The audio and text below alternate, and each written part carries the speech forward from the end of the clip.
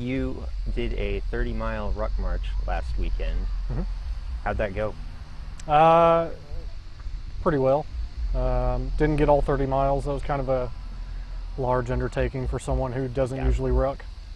I really set out to do it because a lot of guys in the Air Force like myself get kind of picked on a little bit since we don't ruck. Yeah. Um, Yeah, Air Force gets a lot of crap. yeah, so I had done a practice one a couple weeks ago just to see kind of what the feel was like, especially since I was going to be doing it in my combat boots and 30 to 40 pounds on my back. Did that for about 12 miles and then did the ruck for, I think I stopped between 14 and 15, so I made it to about halfway. Okay. And I mean, I enjoyed it. So what stopped you? Just figured it was best for your own health, I guess? No, I'm actually deploying in a week and a half, and so I didn't want to risk getting physically injured and then potentially having to bow out at the last minute of that. And that can happen easy in 30 miles. Right. So, Especially as hot as it was. yeah. So that was the main reason of it. Once my body started kind of telling me, hey, getting to that point, I felt it was better that I had done everything for a good cause and for a good reason. I was happy with how far I'd gotten. And it was a good starting point to start doing that annually. Yeah. So you're going to do this every year now? yeah, I'm going to do it every year right around beginning of September, 9/11, things like that, and try to just kind of mold and evolve it as the years go, turn it into a group effort rather than just a single person. Yeah, that'd be great. Yep. So you mentioned the cause. What is the cause exactly? So it was the ruck was set up as a fundraiser for a nonprofit foundation called FitOps. So FitOps is like I said, nonprofit foundation that is actually here in Northwest Arkansas now, or at least have been for as long as I've known about them, for about the last year. And their mission is to take veterans, both currently serving and formerly in the military, and give them a purpose through excellence in fitness. Their main mission is to help drive down the national veteran suicide rate, which on average is 22 veterans a day we lose to suicide. Their mission is to take that down to zero. And they have found that one of the factors that play into veterans committing suicide is that once they leave the military, whether they've done one enlistment and have separated, or they've done a full career and have retired, they kind of lose that sense of purpose and that sense of being, I guess. Yeah. They're used to that camaraderie and kind of that teamwork and that team effort, and just really a servant mentality, putting others before themselves and just trying to help people find the best in themselves. Yeah. And once they leave the military and they get into the quote-unquote real world, that sense of camaraderie and that sense of purpose can sometimes fade away, and Yeah, for sure. in 22 instances a day lead to people taking their own lives. And FitOps believes that those 22 people a day can exponentially benefit in a positive way at least 22 other lives a day, if not more so. So what was it that got you into this? What caught your eye about this FitOps and the whole cause behind it?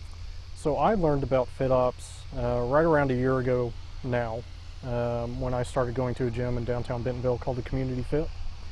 And they really invested a lot in me in such a short amount of time in my journey getting back into a very fitness oriented mindset and lifestyle. For a little context, I've been in the military over 7 years, and for about four and a half of those years, I was not taking care of myself physically, and that's part of our job. Yeah. And so I was not doing my job, and then to take it a step further, I was not putting taxpayer dollars to good use. So I learned about the community fit downtown in the square from my previous manager, and went to try it out. Tried it out for a week for free. Really enjoyed the atmosphere. Really enjoyed the teamwork and the camaraderie. I enjoyed the workouts. They were all like high intensity interval training, which was great for me because at the time I was looking to just lose some weight. Yeah. And I mean, I just got addicted to it. And around Veterans Day last year, FitOps was doing an event on the square and helping just kind of introduce themselves to the area, explain their mission, why they were here doing what they're doing. And the Community Fit had partnered with them to help kind of spread the word. Once I had heard what their mission was about, it really hit me personally. I had lost my uncle 2 years ago to suicide, and he was an Army veteran. And Sorry to hear that. I appreciate it. So as soon as I heard that they were here and that they were doing what they were doing, I immediately became immersed in it. I wanted to do whatever I could. I wanted to attend the camp. It's a 3-week camp. And just help kind of the next man up mentality. Help the people that need it the most. Yeah. So When you heard about FitOps, was it introduced to you? How was it introduced to you? Was it introduced to you as a fitness thing, or was it introduced to you as a cause to prevent veteran suicide? yeah, it was pretty much the way that I've explained it to you today is exactly how it was introduced to myself and the other people that I was working out with at the gym. So there weren't any surprises. You went there knowing fully what to expect, and Right. that's what you got. Okay. Yep. It was first and foremost, we're here to help veterans, and I was like, great. Selfishly, Yeah. I'm one of those. And once I heard the specific niche of veterans that they were trying to help, like I said, it really struck a chord with me personally and professionally. And since leaving the military on the full-time side and transitioning to a traditional guardsman Yeah. position and relocating to Northwest Arkansas, I kind of related a little bit to losing that sense of purpose and camaraderie. It thankfully has not gotten to such a dark place, Yeah. but I at least understood the feeling, and I knew that if I was feeling that, there's got to be at least another Oh yeah. 1 or 2 people that feel that. And so if I can help in any way, I've always wanted to help people in some way, shape, or form. And if this is just the next way in my life that I can do that, I'm happy to do that. And Yeah. I'll disclaimer right now, I'm not affiliated with FitOps in any way. I don't work with them. I don't work for them. Haven't attended their camp, anything like that.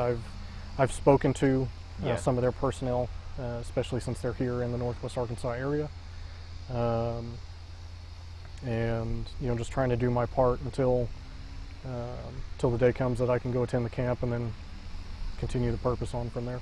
So do you think you'll want to keep working with FitOps, or do you think that they were pretty much just the kickstart that you needed?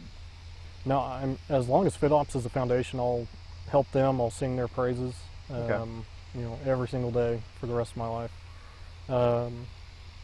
When I really find something that I feel like could really change this world for the better, I try to latch onto that and help push that as much as I can. I know my voice is not going to make change overnight, but it's better than nothing. And especially with the foundation being still fairly new to the Northwest Arkansas area, and just the growth and the change that I've seen in the leadership that they have acquired over the last year Yeah. has been amazing. And if I can do anything, even if it's as small as just telling people about them, and really not getting anything in return for that, I'm going to do that, because it's not about me. It's about the hope and the promise that at least one person is going to get, their life is going to be saved by finding their purpose through fitness, becoming a personal trainer if that's their goal, and then being able to invest their lives and their energy in other people as well. Yeah. So you said they've helped you. How have you seen them help other people? Is it pretty much the same, or have they done other things as well? So I have seen they have on their foundation's website, fitops.org, they have about a 5 to 6 minute video that explains them and their mission, what the 3-week camp is about, and what attendees are taught over those 3 weeks. And they also, you hear some testimonials from people that have been there. So there's a gentleman that has gone through there. He's an Army veteran, and he did his time, did his tours over in the Middle East, came back in a really dark place from his testimony, and to use his words, once FitOps got a hold of him, they didn't let go, and now he is their full-time chef. And I mean, he just, hearing where he came from and then seeing just the huge smile on his face, and the purpose that he has now in being able to feed and fuel campers at FitOps. That was, one story was enough for me to say, if they can do that with one person, imagine what they can do with 20 or 30 people every time that they hold a camp. And then again, those 20 or 30 people go help 20 or 30 other people, and so on and so forth. Yeah. So yeah, once I heard that gentleman's story, I was immediately hooked. And then the more stories I've heard about that,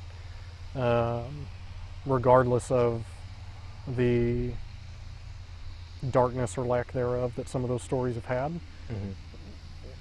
I mean, it's been gravy on top, really, because it just further reiterates to me that this foundation is not just here just to be here.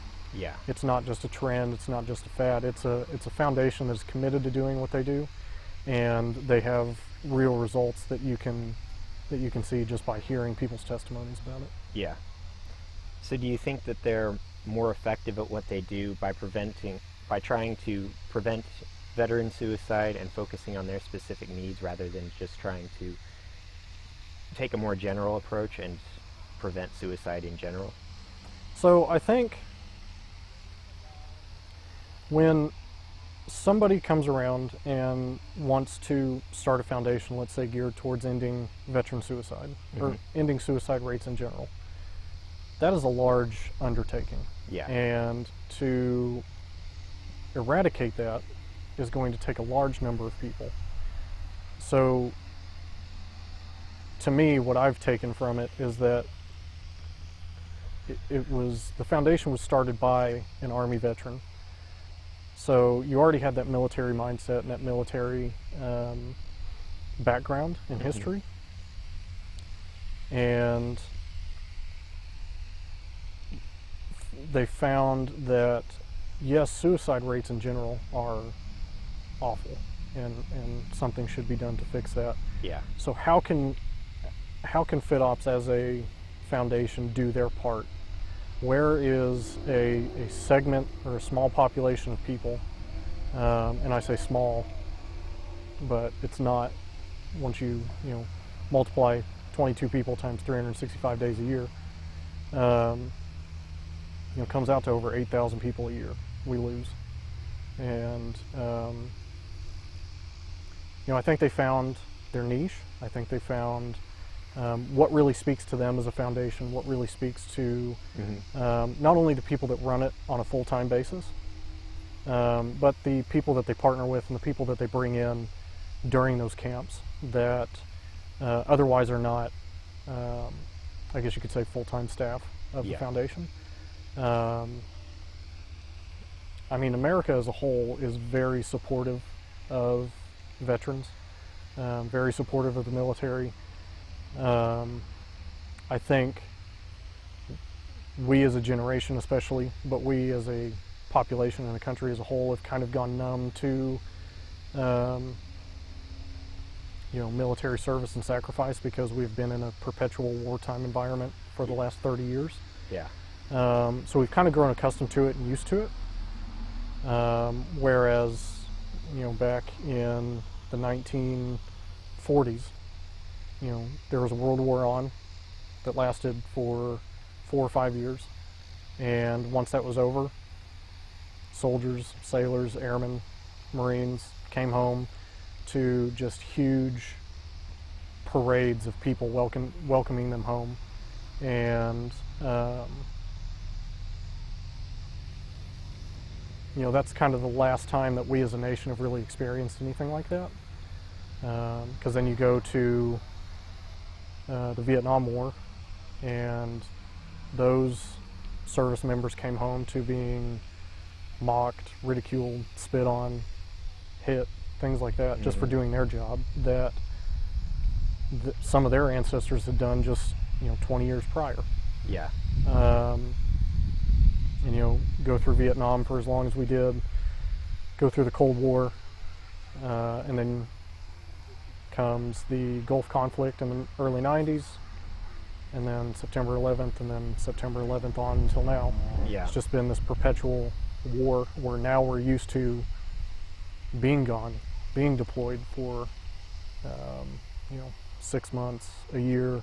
Some service members will serve overseas for 1 to 2 years because that's just part of their commitment, and then they'll come back stateside or go to Europe or whatever the case may be.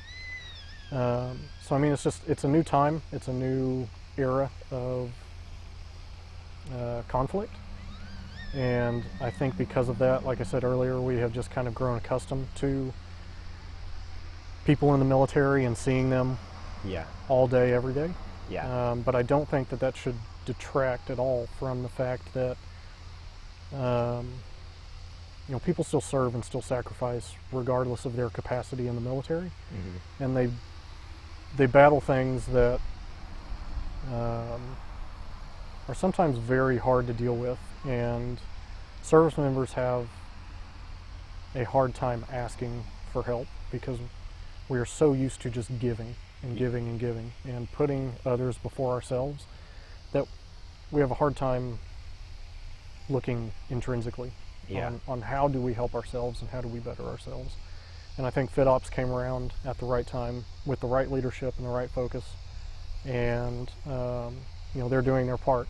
I think it would be naive to say that they are going to completely eradicate veteran suicide in general, but they're doing their part, and I feel that doing my part for now is I've heard about them, I know what they're about, I've spoken to some of the people within the foundation, and I know what I can do to help. So now it's on me to do that. So you mentioned veterans losing their sense of purpose when they leave the military and their camaraderie. Are there other reasons that you know of that can drive them to that? To losing Just to their wanting purpose to or commit suicide? Okay. Yeah, I mean, you hear about it a lot nowadays, just in society in general, of anxiety, depression, things like that. And one thing that is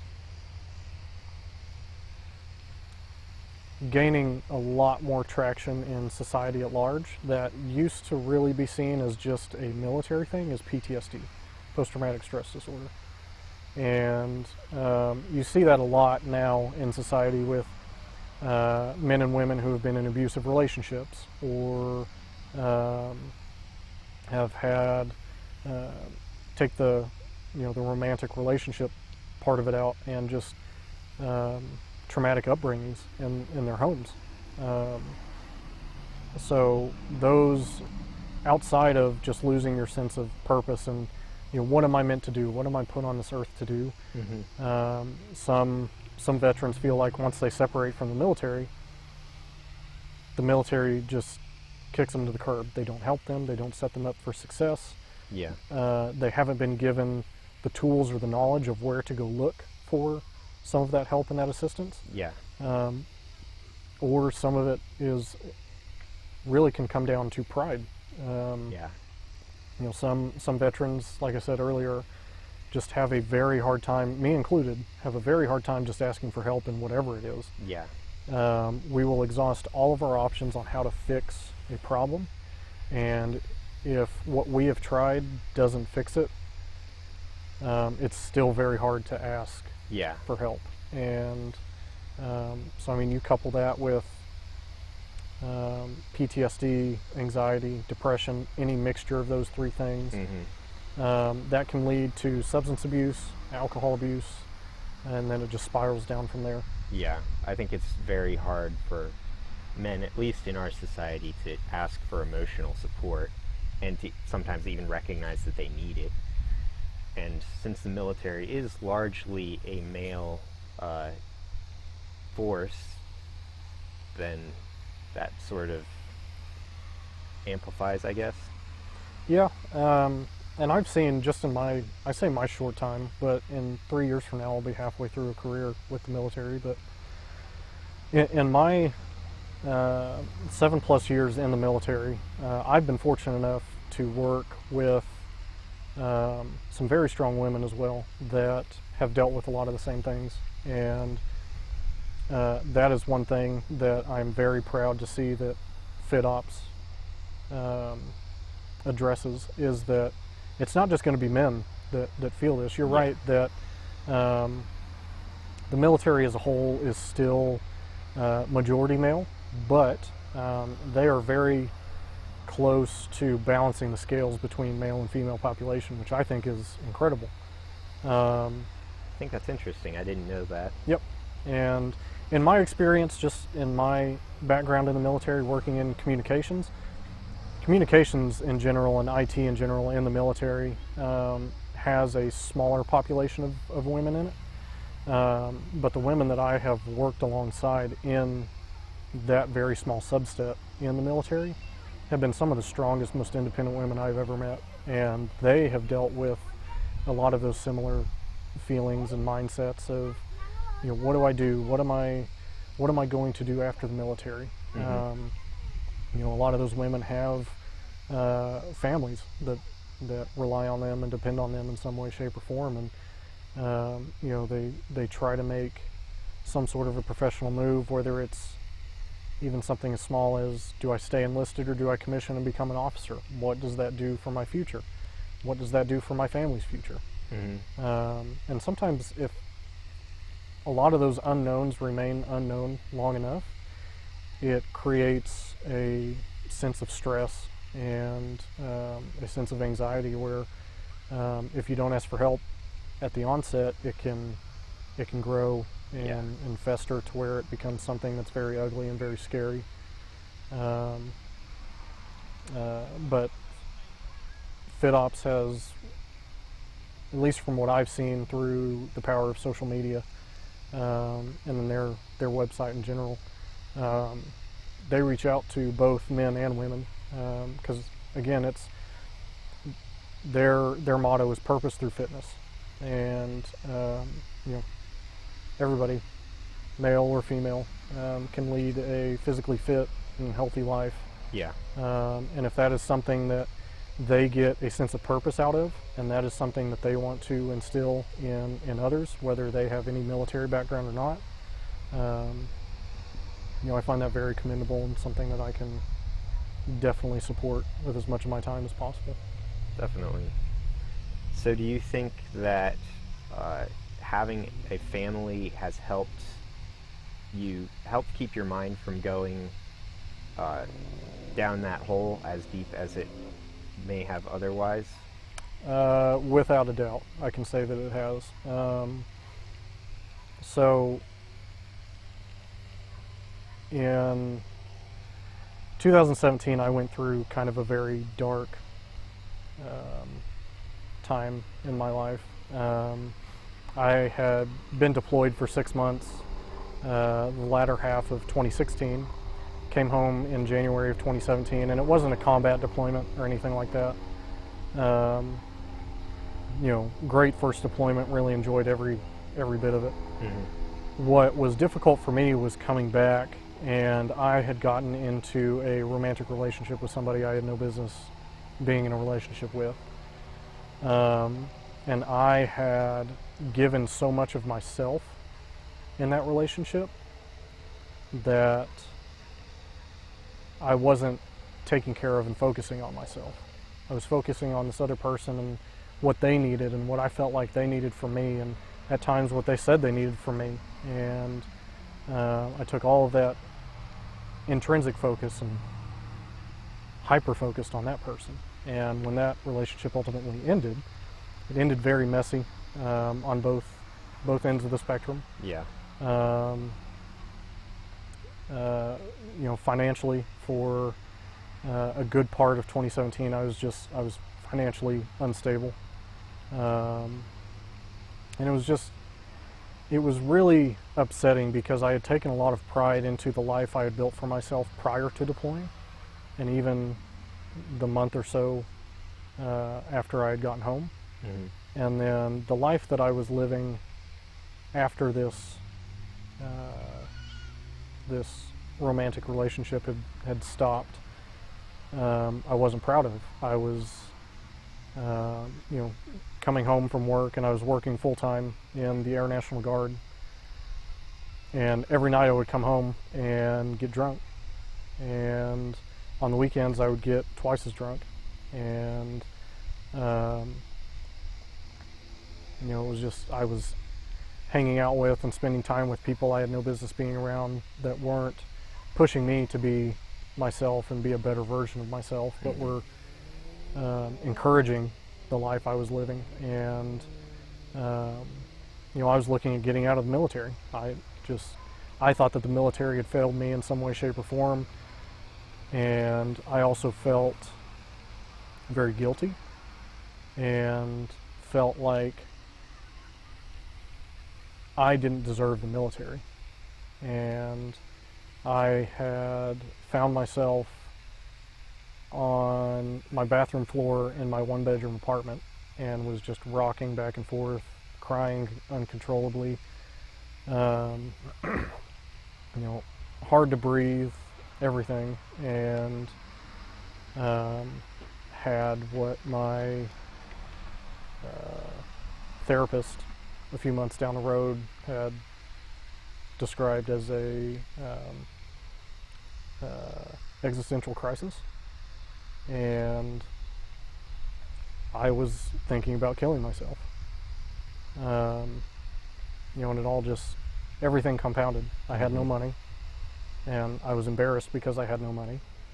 I had my car that I was very happy and proud of, that I had worked on, was needing to be rebuilt, and I had no money, so I had no mode of transportation, so I was having to bum vehicles off of some people in my leadership chain in the military who had spare vehicles at their house. I felt very low and very undeserving of the life I had had up to that point. And I was sitting on my bathroom floor and just picked up my phone and decided I was going to text everybody in my contacts list and just say something to them. And I kind of made it an all or none ultimatum of, if anybody replies to me, I won't do it. but if nobody responds to me, then I'm done. And I probably sent 30 or 40 text messages, and it was just copied and pasted to all these people and just said, I need help. And I didn't even wait probably 15 seconds before my phone just got reply after reply after reply after reply. And it was to everybody. It was to people in my family. It was to my best friend now of 20 years and his wife. It was to friends that I had made just 6 months prior being deployed. People I hadn't talked to in years. And everybody was responding, what do you need? Are you okay? Wanting to make sure I was safe and taken care of. And I welled up with emotion and I kept crying, but it changed from this kind of self-pity and just depressed crying to just overflowing with love and with joy that I could reach out to anybody and they were going to respond. And not even a week later, my leadership in the military was very supportive of me and what was going on. Had me take time away from work just to spend with family and friends and get in that right mindset. Mm-hmm. And one of my leadership and mentors is very direct and very blunt, which is something that I respond well to. And he said, hey, take this week off, and whenever you come back to work, let's sit down and make a plan. He said, I'm not going to let you just be where your head is at right now and then expect you to come back to work. I expect you to come back to work and you and I sit down for as long as it takes and we make a plan. And that's what we did. And I've never told him up until now, but he is one of a handful of people that I can say saved my life. And having gone through all of that and kind of found myself, back to your original question of, do I think having a family has helped? Mm-hmm. Without a doubt, because I got through all of that around October of 2017. And January of 2018, I met my wife. Completely random, completely by happenstance. I don't think either of us expected it to go anywhere because I was over in northeast Oklahoma and she was here in northwest Arkansas. But through the power of technology, we connected and just started to spend time together, and we spoke to each other over the phone for a month and a half before I drove over here and we actually met each other.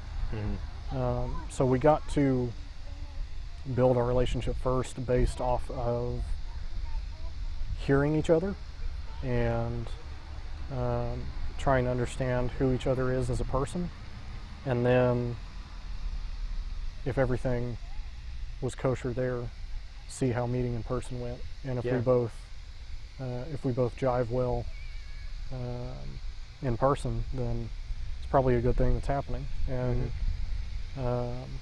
she has been very, very supportive of my military career. There was another time in our relationship where I was like, I'm going to leave the military. I'm over here in northwest Arkansas. I'm going to fully invest myself in corporate America and that part of my professional career and just say goodbye to the military. She then tried to talk me out of it. She tried to talk me through it. And when I was very set that I was going to leave the military, she said, okay, I support you. And obviously I came back and was like, I don't think that's a good idea. And here's why. She said, okay, let's talk about it. Mm-hmm. Let's lay out pros and cons and let's make a decision. And the decision was, because that was my first enlistment, so it was 6 years. And we both made the decision that if I would re-enlist in July of 2019, then I was staying in until the military told me I couldn't stay in any longer. Basically, age out. And you know, we had been on one end of the spectrum of I'm getting out after 6 years and doing one enlistment, to the spectrum that we're on now, where I'm fully committed to it. That is something I love and something that is part of me. And she has been nothing but supportive and nothing but loving, and it's been stressful for both of us. It's been a learning curve for both of us of how my military career can affect not just me, but now myself and my wife. But I feel like it has drawn us closer together, because I can't make any military decision or any professional military decision without her buy-in. You know, that's what you do with somebody that you trust and that you love. Yeah. And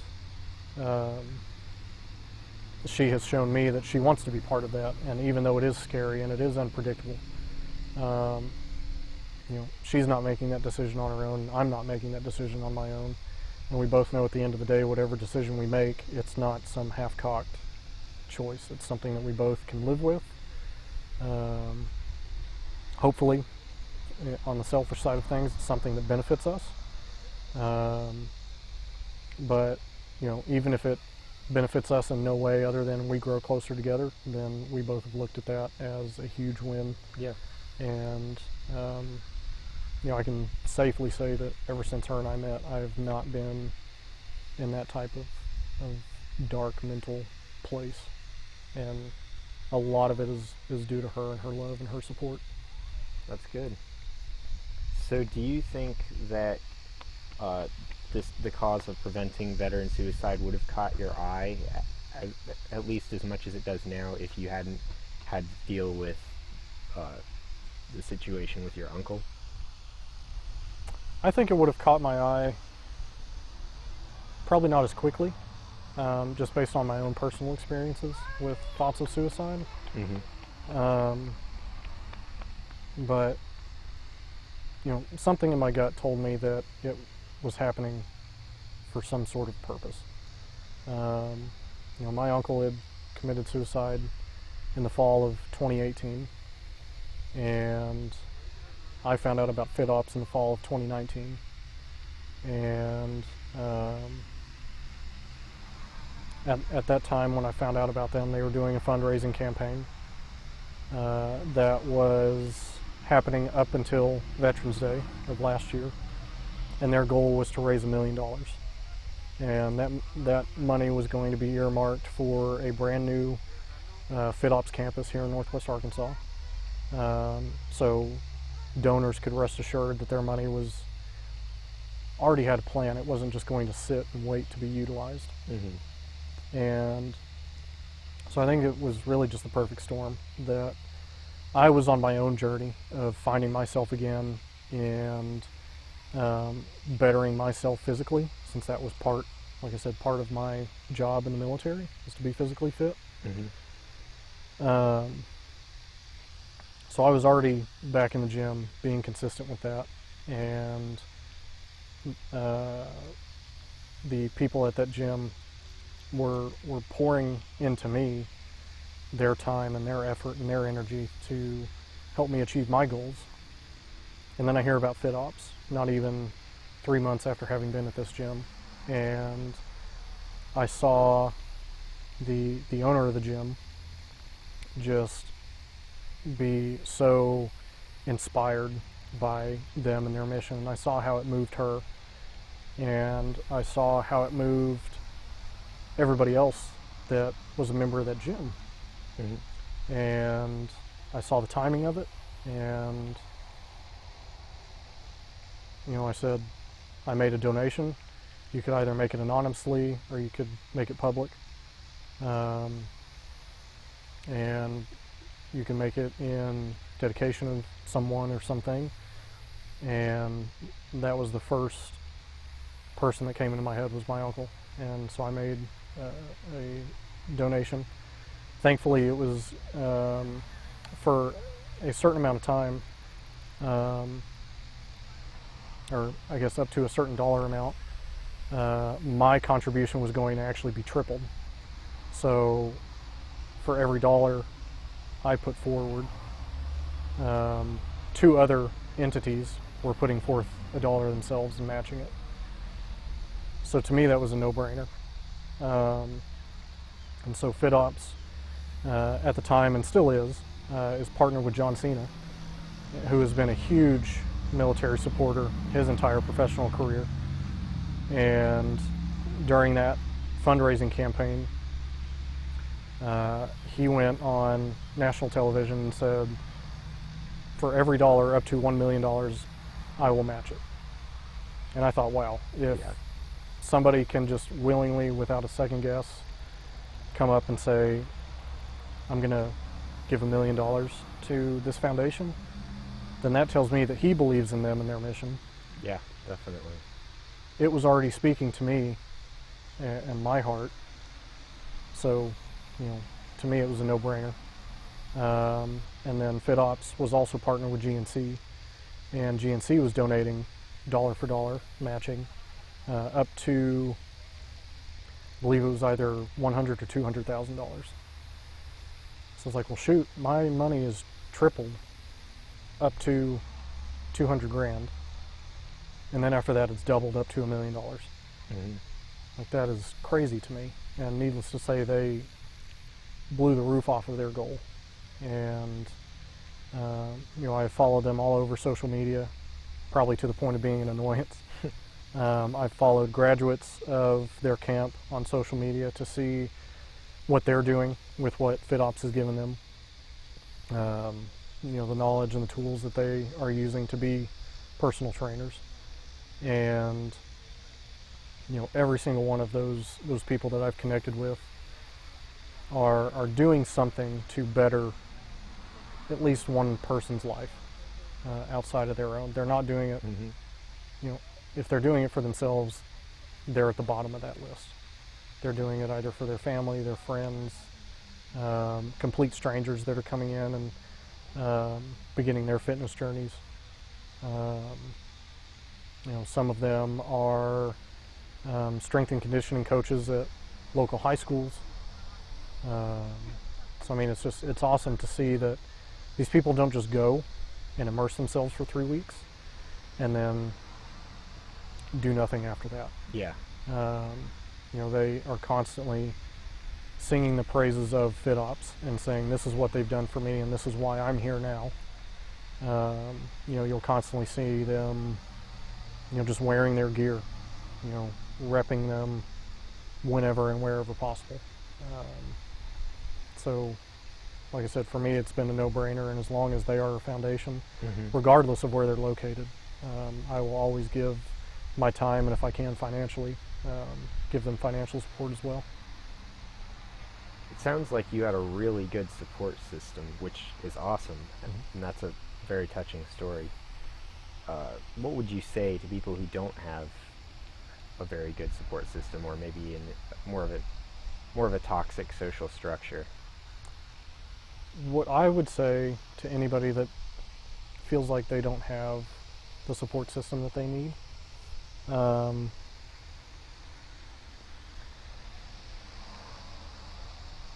me, what really helped was a mentor of mine in the military who's now retired. Has mentored me my entire career from the time I was in student flight in the Air National Guard waiting to go to basic training up until now. He told me, keep your head where your feet are. And what that taught me was, I'm going to have moments in my life where I'm going to freak out and I'm going to feel like I don't have the support that I need. And I would wager to guess that people that say, or people that think, or people that feel that they don't have the support that they need, take a step back, bring your head back to where your feet currently are, and really try to broaden your focus rather than looking with blinders or having tunnel vision. especially with the power of technology and social media, I think it would be very hard to not have support even from one individual. Yeah. So keep in mind that there is always hope, and even if it comes down to the point of doing like I did in my apartment when I was going through what I went through, Mm-hmm. pick up your phone and look through your contact list. Send text to however many number of people you feel is necessary, and say, hey, can I talk to you? Hey, do you have a minute? Yeah. Hey, how are you? Or, really, if you need help, if you're in a dark place, just say it. Yeah. Be honest. Speak it into existence, because you're not going to be able to fully address it until you yourself are open and honest about what situation you're in. Mm-hmm. And if that's a situation where you legitimately need help, say, I need help. And you will be amazed at the support system that will make themselves known that you Yeah. thought didn't exist. I felt that way, and in hindsight, I feel crazy that I felt that way, because I have a family that loves me, I have friends that love me, I have coworkers that are not just coworkers, but they have become my family, and I felt like I didn't have that support. And I wish and I hope that people don't find themselves in that position where they feel like, it's either all or nothing. Either people are going to respond to me or they won't. Yeah. But being realistic, people are going to get to that point. Yeah. And you have to have the clarity of mind at that very cloudy, dark moment that if I try this one thing, it could work. Don't focus on the fact that it could not work, Yeah. because then you're going to talk yourself out of it. But focus on the fact that it can work, and that it what's will the worst work. that can happen? Seriously. And just reach out to people in some way, texts, Yeah. phone calls, emails, whatever, and say, I need help. Yeah. And like I said, that support system that you thought didn't exist will make themselves very apparent within seconds, and you'll feel overwhelmed, but you will feel some clarity that you haven't felt in however long, Yeah. and hopefully be able to move forward and progress from there.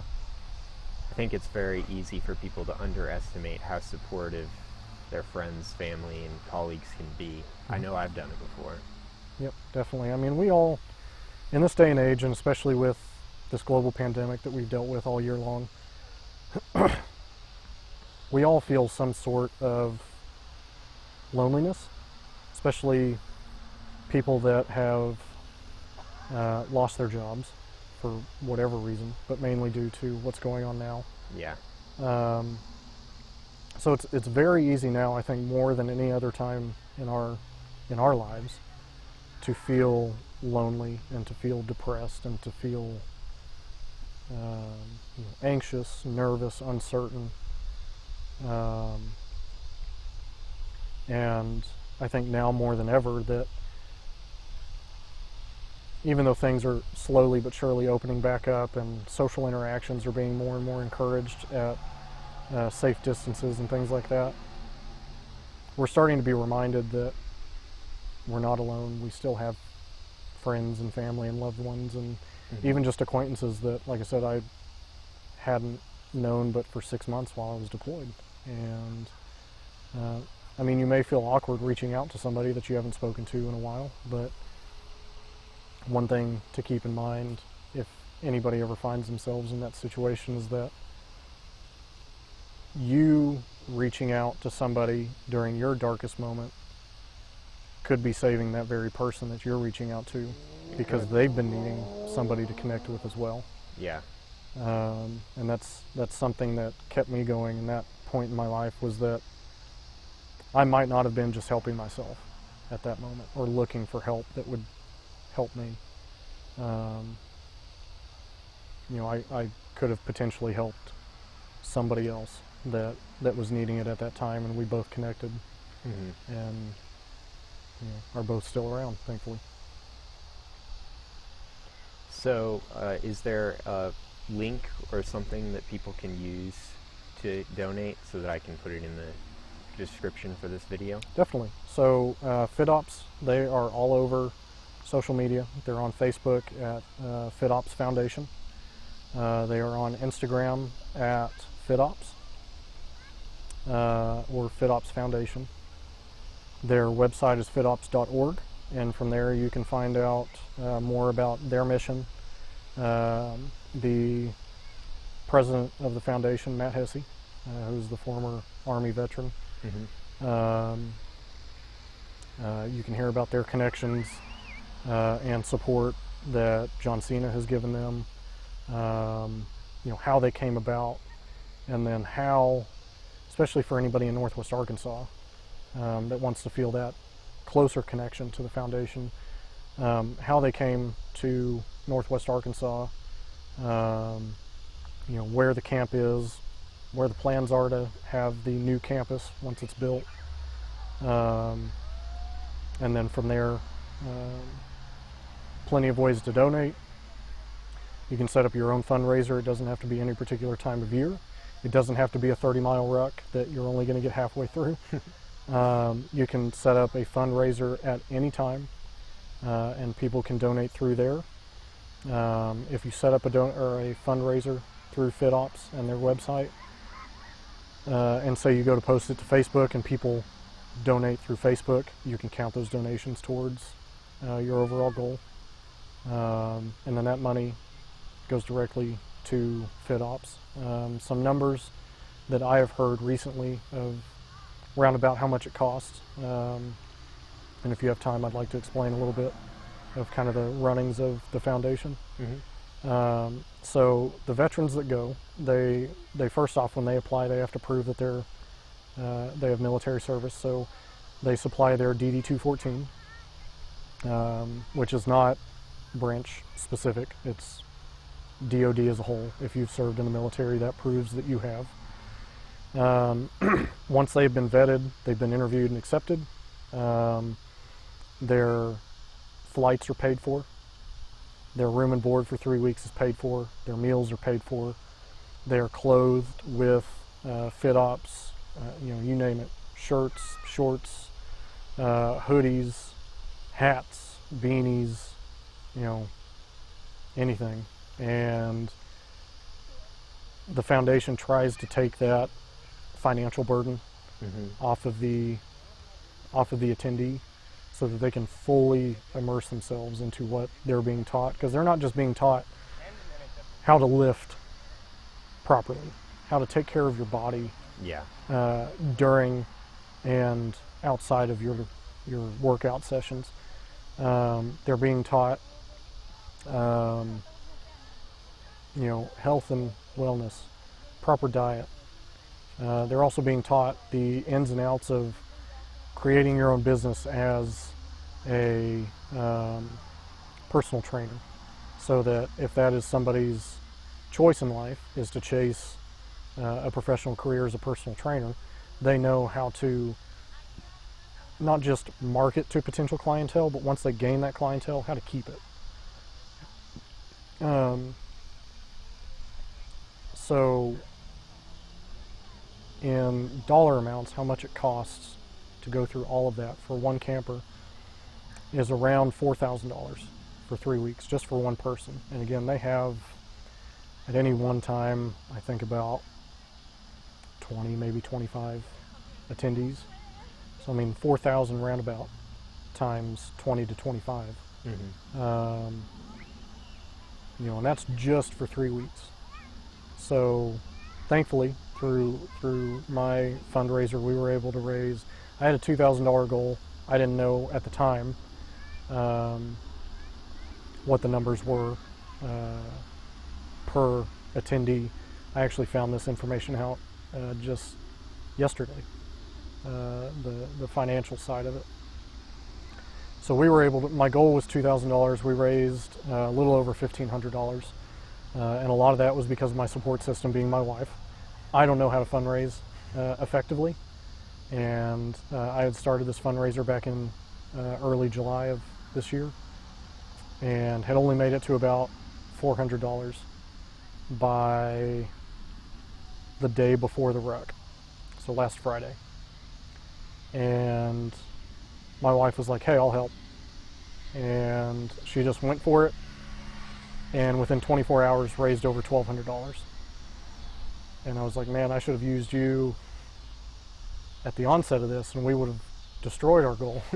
So for anybody curious about the foundation, and especially curious during this time where their money is going and how it's going to be used, you know, it's going to be used to save a veteran's life. It's going to be used to house, clothe, and feed a veteran for 3 weeks while they learn, and in some cases find themselves, for lack of a better term, during that 3-week process. And if you look at it as a long-term investment, that veteran is going to again go out into their local community, wherever they're from, and invest their time and their energy in countless numbers of other people. So your donation, whether it's $1, $10, $20, $100, you know, it is, you may not see a financial return on that investment, but you are going to see a return on that investment in improving and in some cases saving somebody else's life, and then so on, saving another life and another life and another life. So is there anything that you feel like we've missed or skimmed over that you'd like to add?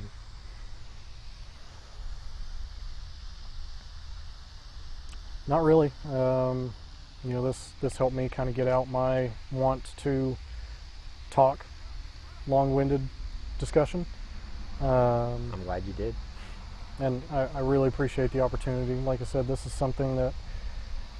a cause that, aside from speaking to me personally and what I and my family lost, but from what I know, other people that I've served with have dealt with. You know, this is something, I come from a military family. You know, my grandfather served near the end of World War II. He didn't go to the European or the Pacific Theater, but technically considered a World War II veteran. Recalled for Korea in the early 50s. And to make a long story short, he was in, at the time, the Army Air Corps, now the Air Force. And when he was recalled for Korea, his MOS, his 5-digit MOS, he had the middle 3 digits transposed, and it took him from being a weather operator to being in services.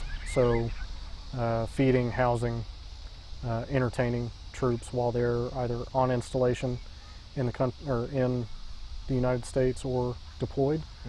And instead of being sent to, I believe, Texas, he was sent to Robins Airfield in Georgia.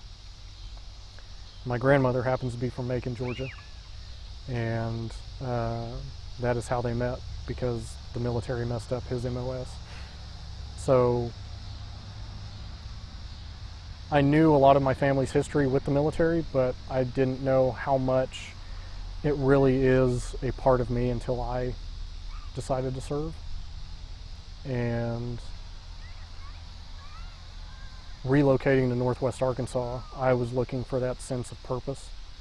Not to knock Walmart by any means, but it's such a huge company that it can be hard to find where you fit in as an individual. Easy to get lost. Right. And thankfully I've had, the 2 teams that I've been on in that company have been very welcoming and very supportive in helping me find where I fit in the company. But I was looking also outside of the company where I fit in Northwest Arkansas as a whole. I have a bit of history here from the early 2000s, and moving back here and seeing how the area had changed, you know, I kind of felt lost in the sauce. Yeah. And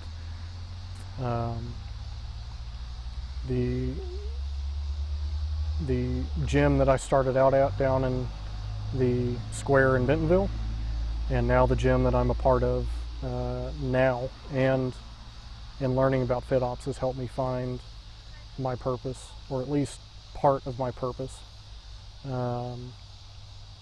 both in my fitness life, but in just trying to use what I've learned and what I've experienced to help somebody else. I know it's not a solution to everything, but I also never know when it's going to be something that somebody needs. Yeah. And, you know, like I've said probably multiple times during this interview, as soon as I heard what FitOps was about, you know, I just said, where do I help? I know I can fit in this somewhere, some way, even if I have to force myself into it. Mm-hmm. You know, what can I do? And luckily people affiliated with the foundation have been very open, very honest, and very supportive of this is how you can help us out. And you know, I'm going to do anything and everything I can in my power to further their cause and hopefully save a life or two along the way as well. That's awesome. So thank you for being open and honest, and I guess that's a wrap. Thank you. I appreciate it.